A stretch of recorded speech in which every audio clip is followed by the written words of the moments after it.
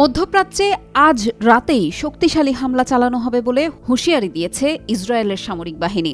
বাংলাদেশ সময় ১ অক্টোবর দিবাগত রাতে এই ঘোষণা দেন বাহিনীর মুখপাত্র রিয়ার অ্যাডমিরাল ড্যানিয়েল হাগারি। ইসরায়েলে ইরানের ক্ষেপণাস্ত্র হামলার পরপরই এমন হুঁশিয়ারি দিলেন তিনি।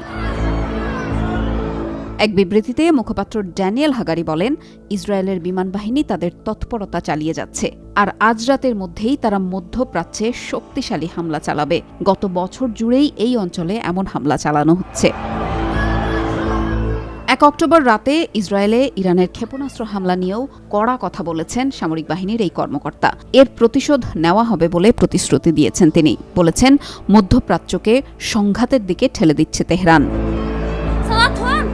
হাগারির এই হুঁশিয়ারির আগে ইসরায়েলি ভূখণ্ড লক্ষ্য করে ১৮০টির মতো ক্ষেপণাস্ত্র ছোড়ে ইরান। এই হামলায় তাৎক্ষণিকভাবে হতাহতের কোনো খবর পাওয়া যায়নি। তবে দেশে জরুরি অবস্থা ঘোষণা করেছে ইসরায়েল সরকার। নেওয়া হয়েছে নিরাপত্তা সংক্রান্ত নানান ব্যবস্থা। লেবাননে ইসরায়েলি বাহিনীর চলমান হামলার মধ্যেই ইরান ইসরায়েলে এই হামলা চালালো। ৩০ সেপ্টেম্বর লেবাননের দক্ষিণাঞ্চলে স্থল অভিযান শুরু করে ইসরায়েল, পাশাপাশি ব্যাপক বিমান হামলা চালায়। হামলার ওই একদিনেই লেবাননে ৯৫ জন নিহত হয়েছেন। এর আগে ২৭ সেপ্টেম্বর বৈরুতের উপকণ্ঠে ইসরায়েলের হামলায় নিহত হন লেবাননের সশস্ত্র সংগঠন হিজবুল্লাহর প্রধান হাসান নাসরুল্লাহ। গত বছরের অক্টোবরে ফিলিস্তিনের গাজায় ইসরায়েলি আগ্রাসন শুরুর পর থেকে ইসরায়েলের ভূখণ্ডে সীমিত পরিসরে হামলা চালিয়ে আসছিল ইরানের সমর্থনপুষ্ট সংগঠন হিজবুল্লাহ। ইসরায়েলও পাল্টা জবাব দিচ্ছিল। গত ১৭ সেপ্টেম্বর থেকে লেবাননে হামলা জোরদার করে ইসরায়েল।